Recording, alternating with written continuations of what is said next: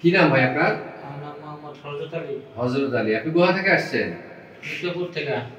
বিক্রমপুর। হ্যাঁ। আচ্ছা, লোহজং থানা। লোহজং থানা। মুন্সিগঞ্জ জেলা। মুন্সিগঞ্জ জেলা। তো আপনি এখানে গতকালকে আসছেন? কালকে আসছি। কালকে আসছেন। অপারেশন হয়েছে কখন? কালকে রাইতে। তো অপারেশনের আগে কি ভয় পাইছিলেন? আমি অনেক ভয় পাইছিলাম, কিন্তু যেভাবে চোখ কাটা হয়েছে মানে আমি টেরে পেলাম না। আচ্ছা আচ্ছা আচ্ছা। আর অনেক চোখ খোলানোর পর আমি দুনিয়াটা দেখেছি সব সাদা। সুন্দর। মানে আমার পরাণ ঘুরে খালি হাসিই আছে। যে আগে আসছিলাম কি অনেক কি সুন্দর আমার বুকটা খুললে আমার হাসিই আছে। আচ্ছা আচ্ছা। যে আমি সব সাদা দেখতে পাচ্ছি, সুন্দর ভালো দেখা যাচ্ছে। ভালো দেখা যাচ্ছে, অনেক সুন্দর সুন্দর দেখা যাচ্ছে। আর ওই যে আপনি অপারেশনের সময় ব্যথা পাইছেন? না, একটু ব্যথা পাইনি।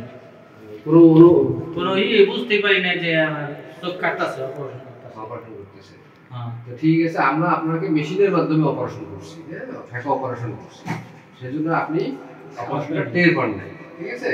এবং এই ফ্যাকো অপারেশন করলে আমরা কোনো ধরনের বড় কাটতে হয় না, ঠিক আছে? ছোট ছিদ্র দিয়ে আপনাকে অপারেশন করে লেন্স লাগাই দিচ্ছি। এটা একটা উন্নত মানের চিকিৎসা ব্যবস্থা। এখানে যে রুগীরা ভয় পায়, যে রুগীদের মনের মধ্যে অনেক ভয়, তারা কিন্তু ফ্যাকো অপারেশন করলে তাদের ভয়টা কেটে যাবে। এবং আপনার চোখে কোনো ব্যথা নাই এখন? না, চোখে কোনো ব্যথা নেই, কোনো খচখচা নেই, মানে স্বাভাবিক স্বাভাবিক আছে, সুন্দর। আমার এই চোখ যেরকম এরকম মানে স্বাভাবিক। হ্যাঁ, আমরা একটু আগে ওনার ব্যান্ডেজ খুলছি। উনি বলতেছে যে ওনার চোখের ভিতরে কোনো ডিস্টার্ব নাই, কোনো খচখচা নেই, চুলকানো, কোনো ব্যথা, এটা কিচ্ছু নাই। কিছু নেই, সুন্দর দুনিয়াটা দেখতে পাচ্ছি।